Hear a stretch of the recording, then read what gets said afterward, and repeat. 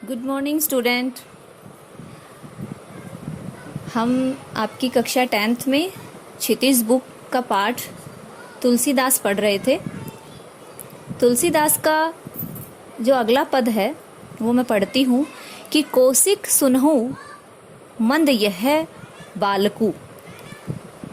प्रस्तुत अवतरण गोस्वामी तुलसीदास द्वारा रचित रामचरितमानस के बाल कांड से संकलित लक्ष्मण परशुराम संवाद से लिया गया है। इसमें धनुष भंग प्रसंग में लक्ष्मण और परशुराम के बीच में जो संवाद होता है उस संवाद का वर्णन है। लक्ष्मण के व्यंग्य वचन सुनकर परशुराम ने क्रोधपूर्वक कहा, कौशिक, कौशिक माने विश्वामित्र। परशुराम क्या कहते हैं? कौशिक, हे विश्वामित्र, सुनहु माने सुनो, मंद माने मूर्ख, यहू माने यह, बालकू माने बालक, कि यह जो बालक है वो बहुत ही मंद बुद्धि का है, कुबुद्धि का है और कुटिल है। कुटिल माने कुटिल है, कुबुद्धि का है। काल बस निज कुल घालकू, घालकू माने घातक, निज कुल माने अपने वंश का, काल वश माने मौत के वश में होकर। आगे विश्वामित्र कहते हैं कि हे कौशिक, हे विश्वामित्र, सुनिए, यह जो बालक है, यह जो लक्ष्मण है, यह मंद बुद्धि का और कुटिल है और यह अपने ही कुल का क्या है? घातक है, नष्ट करने वाला है। यह बालक मौत के वश में होकर, काल के वश में होकर अपने ही कुल को नष्ट करने वाला है। भानु वंश राकेश कलंकु, कलंकु माने कलंक के समान, राकेश माने चंद्रमा, वंश माने वंश और भानु माने सूर्य, कि यह सूर्य वंश का होते हुए भी चंद्रमा के वश में होकर अपने कुल के घातक के समान प्रकट हो रहा है।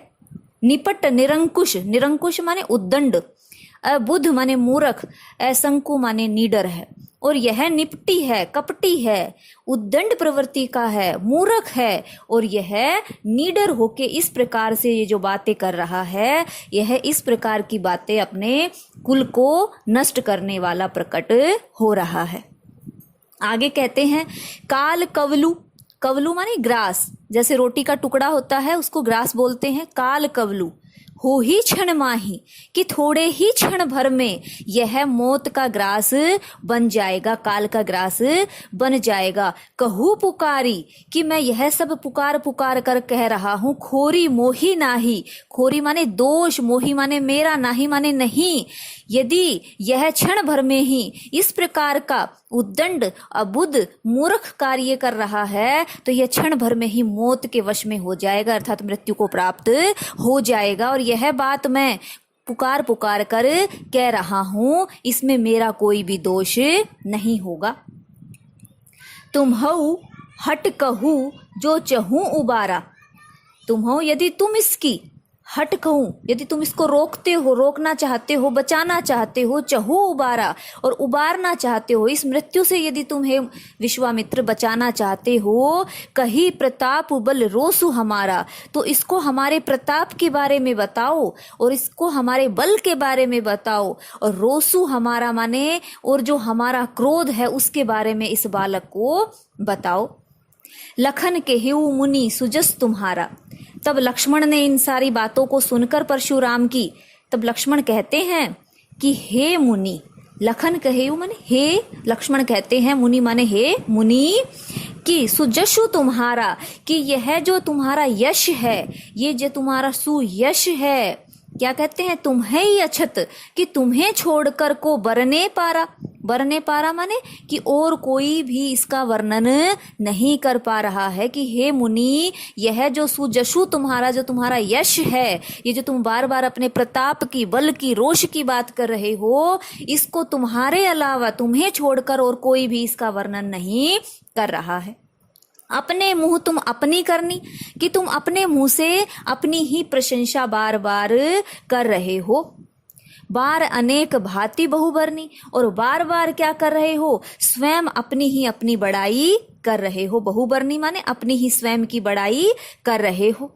नहीं संतोषु तय पुनि कछु कहू, यदि तुम्हें इतनी सारी बातें करने के बाद भी संतोष नहीं है, लक्ष्मण परशुराम से कहते हैं नहीं संतोषु, कि यदि हे मुनि आपको इतना सुजश की बड़ाई करना, अपनी आप की बड़ाई करने के बाद भी आपको यदि सब्र नहीं हो रहा है, संतोष नहीं हो रहा है, तो आप और कुछ भी कह डालिए। जनि रिस रोकी दुसहु दुख सहु, लेकिन इस प्रकार से आप अपने रिस माने क्रोध को, रोकी माने रोकिए मत, और दुसह दुख सहु, और इस प्रकार से दुख को सहन मत कीजिए। सूर समर करनी करही, शूरवीर तो युद्ध में ही शूर क्या करते हैं, नहीं संतोषु तय पुनि कछु कहू, कि क्या कहता है लक्ष्मण कि यदि इतना सब कुछ कहने के बाद भी आपको संतोष नहीं है तो आप और कुछ भी कह डालिए। जनि रिस रोकी दुसहु दुख सहु, लेकिन इस प्रकार से आप अपने क्रोध को रोककर दुख को सहन मत कीजिए। वीर व्रति तुम धीर अछोभा, अछोभा माने अक्रोधी। आगे क्या कहता है लक्ष्मण कि वीरता का व्रत धारण करने वाले, वीरव्रति कि वीरता का व्रत धारण करने वाले जो धैर्यवान होते हैं वो क्रोध से रहित होते हैं। गारी देत न पाहु शोभा, और ऐसे वीरवान को, वीरता का व्रत धारण करने वाले को, धैर्यवान को और क्रोध से रहित व्यक्ति को गारी देना शोभा नहीं देता, अर्थात गाली देना शोभा नहीं देता। सूर समर करनी करही, आगे क्या कहता है लक्ष्मण कि सूर जो शूरवीर होते हैं, समर माने युद्ध, करनी माने कार्य, करही माने करते हैं, कि जो शूरवीर होते हैं वो युद्ध में शूरवीरता का कार्य करते हैं। कहीं न जाना वही आपू, आपू माने अपने आप की, वो कभी भी अपने आप की प्रशंसा स्वयं नहीं करते। विद्यवान रन पाई रिपु, विद्यमान पाकर के, रन माने युद्ध में, पाई माने पाकर के, रिपु माने शत्रु को, कि युद्ध में अपने सामने शत्रु को पाकर के, कायर कथई प्रतापु, व्यर्थ में अपने प्रताप की ढींग हाका करते हैं। कि जो वीर नहीं होते, जो कायर होते हैं, वो युद्ध में अपने सामने शत्रु को पाकर केवल अपनी प्रशंसा करते रहते हैं, केवल डींगे ही हाँकते रहते हैं। इस प्रकार इस पद में परशुराम को व्यर्थ में क्रोध करने वाला, आत्म प्रशंसा करने वाला बताया गया है। लक्ष्मण के इस प्रकार के व्यंग्यपूर्ण वचनों का वर्णन किया गया है। इसमें अनुप्रास और उपमा अलंकार का प्रयोग किया गया है। इस पद में परशुराम एवं विश्वामित्र के संवाद का वर्णन प्रसंग अनुसार किया गया है। तुम्हु तौ काल हाक जनु लावा, बार बार मोहि लागी बुलावा। लक्ष्मण ने परशुराम से कहा कि आप, तुम्हो माने आप, हे परशुराम, हे मुनि श्रेष्ठ, आप मानो कालू हाक जनु लावा, जनु माने मानो, लावा माने ला रहे हो, बुलाकर, हाक हाँक कर, बुलाकर, कालू माने मौत को, कि मानो ऐसा लग रहा है कि आप मेरे लिए क्या बुला रहे हो, काल को हाँक कर बुला रहे हो। बार बार मोहि लागी बुलावा, कि बार बार आवाज देकर आप मेरे लिए जैसे मृत्यु को बुला रहे हो। तुम्हें तो काल हाक जनु लावा, बार बार मोहि लागी बुलावा। लक्ष्मण ने परशुराम से कहा कि हे मुनि श्रेष्ठ, मानो मृत्यु को बार बार आप आवाज देकर मेरे लिए बुला रहे हो, हाँक रहे हो। सुनत माने सुन करके, लखन माने लक्ष्मण के, वचन कठोरा, इस प्रकार लक्ष्मण के वचनों को सुन करके, कठोर वचनों को सुन करके, परशु माने परशुराम ने, सुधारी माने संभाल लिया, धरेऊ माने धारण कर लिया, कर माने हाथ में, धोरा माने अपने फरसे को। इस प्रकार से लक्ष्मण के कठोर वचनों को सुन करके परशुराम ने अपने फरसे को संभाल कर हाथ में ले लिया और कहने लगे, अब जनी देव दोसु मोहि लोगु। क्या कहते हैं कि अब मुझे इस बालक के वध के लिए कोई भी दोष मत देना, कटुवादी बालकु वध जोगु। वध जोगु माने वध के योग्य, बालकु माने यह बालक, कटुवादी माने कड़वा बोलने वाला, कि यह कड़वा बोलने वाला जो बालक है वह अब वध के योग्य है। अब जनी, अब यहाँ पर उपस्थित, इस सभा में उपस्थित जितने भी लोग हैं, जितने भी जन हैं, देई माने देना, दोषु माने दोष, मोही माने मुझको, कि अब मुझको कोई भी दोष मत देना, क्योंकि यह बालक अब मेरे द्वारा मृत्यु को प्राप्त होगा। बाल बिलोकु बहुत मैं बाचा, कि बालक समझकर, बिलोकी माने देख कर, बाल माने बालक समझकर या देख कर, बहुत माने बहुत, मैं माने मैं, बाचा माने इसको बचाया, कि बालक समझकर अब तक मैंने इसको बहुत बचाया, बहुत बचाता रहा। अब यह मर निहार भा साचा, मर निहार माने मरने के योग्य, साचा माने सच में, यहू माने यह, अब माने अब, लेकिन अब यह बालक इतने कठोर वचन बोलने के कारण मरने के योग्य हो चुका है। कौशिक कहा क्षमौ अपराधु, यह इस प्रकार विश्वामित्र की, इस प्रकार परशुराम की बातों को सुन करके कौशिक माने विश्वामित्र ने परशुराम से कहा, माने कहा, क्षम्य माने क्षमा कीजिए, अपराधु माने अपराध, कि हे मुनिवर आप इस बालक के अपराधों को क्षमा कर दीजिए। बाल दोष गुण गण ही न साधु, कि जो साधु लोग होते हैं वो बाल माने बालकों के, दोष माने दोष, गुण माने गुण, गणही माने गिनना, न माने नहीं। क्या कहते हैं विश्वामित्र परशुराम से कहते हैं कि हे मुनि श्रेष्ठ, आप तो साधु हैं, आप इस बालक को क्षमा कर दीजिए, क्योंकि जो साधु सन्यासी लोग होते हैं वो बालकों के गुण और दोषों को नहीं देखते। खर कुठार में अकुरन कोही, कोही माने क्रोधी, खर माने पैना, कुठार माने कुल्हाड़ा, अकुरन माने निर्दयी। क्या कहते हैं आगे, परशुराम ने विश्वामित्र से कहा कि यह जो मेरा जो कुल्हाड़ा है वह खर माने पैना है, और मैं कैसा हूँ, मैं अत्यधिक निर्दयी और कोही माने क्रोधी स्वभाव का हूँ। आगे अपराधी गुरुद्रोही, क्या कहते हैं कि मेरे सामने मेरे गुरु का अपराध करने वाला, गुरु अपराधी, गुरु का अपमान करने वाला खड़ा है, और सब जानते हैं कि मैं अत्यधिक अकुरन माने निर्दयी और कोही माने क्रोधी स्वभाव का हूँ। और ये जो मेरे हाथ में कुठार माने जो कुल्हाड़ा है वह भी कैसा है, पैना है। उतर देत छोड़हु बिनु मोरे, आगे क्या कहते हैं कि यह बार बार उत्तर पर उत्तर देत माने दिए जा रहा है। छोड़हु बिनु मोरे, यदि यह मेरे द्वारा छोड़ दिया जाता है, केवल कौशिक सील तुम्हारे, हे कौशिक, हे विश्वामित्र, केवल मैं तुम्हारे धर्म, सील माने धर्म या सदाचार की वजह से मैं तुम्हें अब तक इस बालक को छोड़ रहा था। नैत नहीं तो, एही माने यह, काटी माने काट दिया जाता, कुठार माने कुल्हाड़े के द्वारा, कठोर माने कठोर, नहीं तो हे विश्वामित्र ये जो मेरा कठोर कुल्हाड़ा है इससे मैं इसको काट चुका होता। गुरु ही माने वास्तव में, गुरु माने जो मेरा गुरु है, उरिन माने क्या हो जाता, मैं ऋण हो जाता, होता हूँ श्रम थोड़े, कि थोड़े से श्रम करने से ही, थोड़ा सा श्रम कर देने मात्र से ही मेरे इस कुल्हाड़े के द्वारा मैं इस बालक को काट देता, और जो गुरु का ऋण मुझ पर चढ़ा हुआ था, मेरे गुरु का ऋण जो चढ़ा हुआ था, उस ऋण से मैं कब का मुक्त हो चुका होता। क्योंकि इस बालक ने मेरे गुरु का अपमान किया है धनुष को तोड़कर, इसलिए मेरा गुरु का ऋण मुझ पर चढ़ गया, और इस कुल्हाड़े के द्वारा मैं इस बालक को काट देता, अर्थात इसको मृत्यु को प्राप्त करवा देता, तो मैं गुरु के ऋण से भी मुक्त हो जाता। गाधी सुनु, परशुराम की बातें सुनकर विश्वामित्र कह हृदय हंसी, अपने मन में क्या करने लगे, हंसने लगे। मुनहि हरियह सूझ, और मन ही मन में क्या सोचने लगे, विश्वामित्र सोचने लगे कि जो परशुराम है वो कैसे अपने मन में हरा ही हरा सूझ रहा है, अर्थात वो केवल स्वयं के बारे में ही सोच रहे हैं, हरा ही हरा सोच रहे हैं।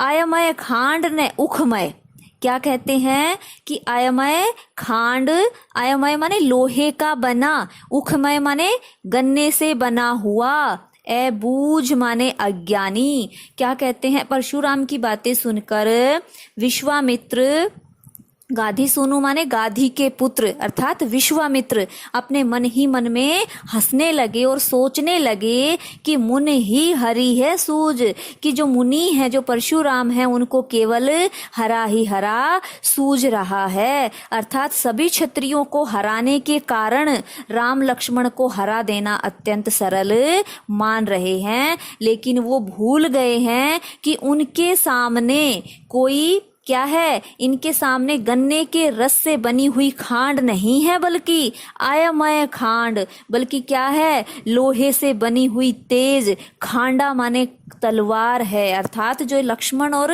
राम हैं वो कोई सामान्य योद्धा नहीं है, बल्कि वो महापराक्रमी हैं। वो कोई गन्ने से बनी हुई खांड के, उखमय माने गन्ने से बनी हुई कोई खांड के समान नहीं है, बल्कि अयमय खांडा, बल्कि लोहे से बनी हुई तलवार के समान योद्धा हैं और महापराक्रमी है। परंतु परशुराम अभी भी अजहून बूझ अबूझ, लेकिन परशुराम का इसके ऊपर कोई भी प्रभाव नहीं पड़ रहा और वो अभी भी अज्ञानियों जैसी बातें कर रहे हैं। इसमें अवधी भाषा का कोमलता से प्रयोग किया गया है, संवाद पात्रतानुसार की गई है, अनुप्रास उत्प्रेक्षा अलंकारों का प्रयोग किया गया है। अगले पद में लक्ष्मण परशुराम से कहते हैं, इसमें परशुराम को लक्ष्य कर लक्ष्मण के द्वारा जो कुछ भी कहा गया वो इस पद में वर्णन किया गया है कि कहेहू लखन मुनिशील तुम्हारा को नहीं जान विदित संसारा। लक्ष्मण ने परशुराम से कहा कि हे मुनि श्रेष्ठ, आपके शील को कौन नहीं जानता, आपके स्वभाव को कौन नहीं जानता, आपके धर्म को कौन नहीं जानता, को नहीं जान विदित संसारा, कि सारा संसार ही आपके स्वभाव से परिचित है। अर्थात ऐसा कौन है इस संसार में जो आपके स्वभाव को नहीं जानता। माता पिता उऋण भय नीके, कि आप अपने माता पिता के ऋण से तो अच्छी तरह से उऋण हो चुके हैं। अर्थात आपने अपने माता पिता ही और वास्तव में ही माने वास्तव में अपने पिता के जो आपके ऊपर ऋण था वो तो आप चुका चुके हो। गुरु ऋणु रहा सोच बड़ जी के, इसलिए अब आप अपने गुरु के ऋण जो शेष बचा हुआ है उससे भी उऋण होना चाहते हैं। सो जनु हमरे ही माथे काढ़ा, अब तक तो आप पर गुरु ऋण का जो ब्याज बहुत चढ़ चुका है, इसलिए आप वो सारा हमारे माथे पर मढ़ना चाहते हैं। दिन चली गए ब्याज बढ़ा, लेकिन आपका जो हिसाब किताब है, दिन तो चले गए हैं, जो आपका गुरु का ऋण आप पर चढ़ा हुआ था वो ब्याज के साथ और भी अधिक बढ़ गया है। अब आनिए माने लाओ व्यवहारिया बोली, कि जो आपका हिसाब किताब करने वाली जो किताब है वो लेकर आओ। तुरंत देव में थैली खोली, हे मुनिवर, कि अब आप अपना जो हिसाब किताब करने वाली जो बात है, जो किताब है वो ले आओ, मैं तुरंत अपनी थैली खोलकर उसका हिसाब किताब कर दूंगा। लक्ष्मण परशुराम से कहते हैं कि हे परशुराम, हे मुनि श्रेष्ठ, आपके व्यवहार को, आपके स्वभाव को सारा ही संसार जानता है। आपके ऊपर जो माता पिता का जो ऋण था वो तो आप चुका चुके हो, अर्थात उससे तो आप ऋण मुक्त हो चुके हो, लेकिन जो गुरु का ऋण है वो आपके ऊपर बहुत अधिक चढ़ा हुआ है। और अब आप हमारे ऊपर अपने गुरु का ऋण हमारे माथे पे मढ़ना चाहते हो, कि जैसे जैसे दिन चले गए हैं वैसे वैसे आपका जो गुरु का ऋण है वो भी बढ़ता चला गया है। इसलिए आपका जो हिसाब किताब करने वाली जो बात है, जो पुस्तक है वो ले आओ, तुरंत ही मैं अपनी थैली को खोलकर आपका वो हिसाब किताब चुकता कर दूंगा।